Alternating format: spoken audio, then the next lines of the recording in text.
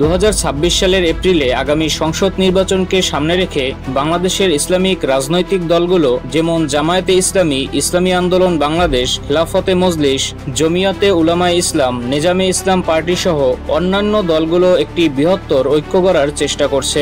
আজকের এই ভিডিওতে আমরা আলোচনা করব বাংলাদেশে ইসলামী হুকুমত কায়েম করার জন্য এই দলগুলোর ঐক্যের গুরুত্ব এবং নির্বাচনে সফল হওয়ার পদ্ধতি সম্পর্কে। আমাদের চ্যানেলে নতুন হলে সাবস্ক্রাইব করে আমাদের সাথেই থাকুন। বর্তমান রাজনৈতিক প্রেক্ষাপট। বাংলাদেশের রাজনীতিতে ইসলামিক দলগুলোর অস্তিত্ব বহুদিনের, কিন্তু ভোটের রাজনীতিতে তাদের সাফল্য সীমিত।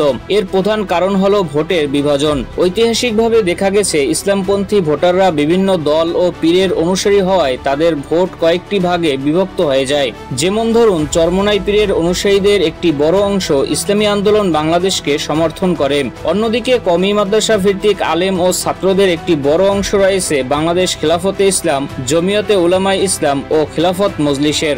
জামায়াতে ইসলামীর রয়েছে নিজস্ব ক্যাডার ভিত্তিক সংগঠিত ভোট। বিগত নির্বাচনগুলোর ফলাফল বিশ্লেষণ করলে আমরা দেখতে পাই এককভাবে নির্বাচন করে এই দলগুলো খুব কম আসনেই জয় পেয়েছে।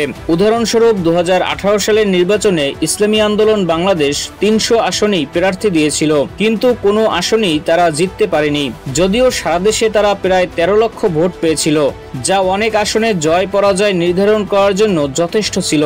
কিন্তু ভোটগুলো বিক্ষিপ্ত থাকায় তা আসনে রূপান্তরিত হয়নি। এই বিভাজনের কারণেই মূলত ঐক্যের প্রশ্নটি সামনে আসছে। দলগুলোর নেতারা বুঝতে পারছেন যে আদর্শগতভাবে ছোটখাটো পার্থক্য ভুলে বৃহত্তর স্বার্থে এক হতে না পারলে ভোটের মাঠে বড় কোনো সাফল্য অর্জন করা প্রায় অসম্ভব। বর্তমানে দেশের প্রধান রাজনৈতিক শক্তি বিএনপির বাইরে একটি শক্তিশালী বিকল্প হিসেবে নিজেদের প্রতিষ্ঠা করার জন্য এই ঐক্যকে তারা সিঁড়ি হিসেবে দেখছেন। ঐক্যের শক্তি। ঐক্যের সবচেয়ে বড় শক্তি হলো ভোট একত্রিতকরণ। আসুন একটি সহজ উদাহরণ দিয়ে বিষয়টি বুঝি। ধরুন, বাংলাদেশে কোনো একটি সংসদীয় আসনে মোট ভোটার 2 লক্ষ।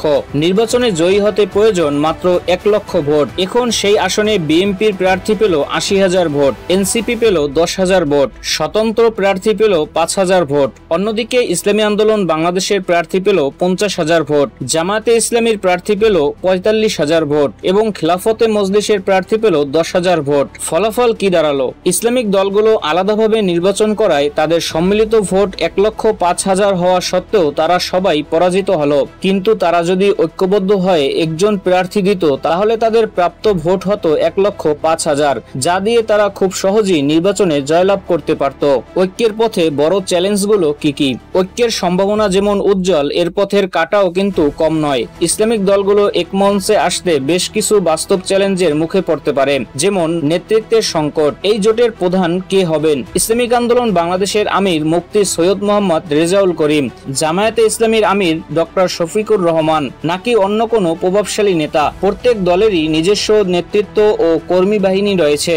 জোটের প্রধান নেতা নির্বাচন নিয়ে মতবিরোধ তৈরি হওয়াটা খুবই স্বাভাবিক। নম্বর 2, আসন বন্টন। ঐক্যের পথে সবচেয়ে বড় বাধা হয়ে দাঁড়ায় আসন ভাগাভাগি নিয়ে। কোন দল কোন আসনে প্রার্থী দেবে তা নিয়ে প্রচন্ড দড়ি টানাটানি শুরু হতে পারে। এই জটিলতা নিরসন করা না গেলে ঐক্য শুরুতেই ভেঙে যেতে পারে। নম্বর 3, আদর্শগত ও মতাদর্শগত পার্থক্য। যেমন জামায়াতে ইসলামীর রাজনীতি মওদুদিবাদের উপর ভিত্তি করে, যা নিয়ে অন্য ইসলামিক দলগুলোর আপত্তি রয়েছে। আবার চরমোনাই পীরের মুরিদদের সাথে কওমি ধারার আলেমদের কিছু বিষয়ে মত পার্থক্য রয়েছে। এই পার্থক্যগুলো বৃহত্তর ঐক্যের পথে বাধা সৃষ্টি করতে পারে। নম্বর 4, আন্তর্জাতিক এবং অভ্যন্তরীণ চাপ। একটি শক্তিশালী ইসলামপন্থী জোটের উত্থান জাতীয় ও আন্তর্জাতিক অঙ্গনে বিভিন্ন প্রতিক্রিয়ার সৃষ্টি হতে পারে। দেশের সেকুলার বা ধর্মনিরপেক্ষ অংশ এবং পশ্চিমা বিশ্ব এমন একটি জোটকে কিভাবে দেখবে, সেই চাপ মোকাবিলা করার জন্য জোটের নেতাদের প্রস্তুত থাকতে হবে। ইসলামিক দলগুলোর ঐক্য কেবল নির্বাচনী সাফল্যের জন্যই নয়, বরং দীর্ঘমেয়াদী আন্তর্জাতিক প্রভাব বিস্তারের জন্য গুরুত্বপূর্ণ। তারা যদি সংসদে একটি শক্তিশালী ব্লক গঠন করতে পারে, তাহলে জাতীয় নীতি নির্ধারণে তাদের মতামতের গুরুত্ব বাড়বে। শিক্ষা, স্বাস্থ্য, দুর্নীতি দমন এবং সামাজিক ন্যায় বিচারের মতো বিষয়গুলোতে ইসলামিক দৃষ্টিভঙ্গি অবদান অবদান রাখতে পারে। এটি বাংলাদেশের রাজনৈতিক বহুত্ববাদকে শক্তিশালী করতে পারে। 2026 সালের নির্বাচনে ইসলামিক দলগুলোর ঐক্য একটি গুরুত্বপূর্ণ ফ্যাক্টর হতে পারে। ভোট বিভাজন রোধ, সাংগঠনিক শক্তি বৃদ্ধি এবং একীভূত নীতি উপস্থাপনের মাধ্যমে তারা উল্লেখযোগ্য রাজনৈতিক শক্তি হিসেবে আবির্ভূত হতে পারে। তবে এই ঐক্য টেকসই করতে হলে দলগুলোকে তাদের অভ্যন্তরীণ পার্থক্য মিটিয়ে সাধারণ লক্ষ্যে একীভূত থাকতে হবে। আগামী মাসগুলোতে এই দলগুলোর পারস্পরিক আলোচনা এবং চূড়ান্ত ঐক্যের ঘোষণা বাংলাদেশের রাজনৈতিক ভবিষ্যৎ নির্ধারণে গুরুত্বপূর্ণ ভূমিকা পালন করবে। বাংলাদেশের গণতান্ত্রিক ভবিষ্যতের জন্য সকল মতের মানুষের অংশগ্রহণ প্রয়োজন।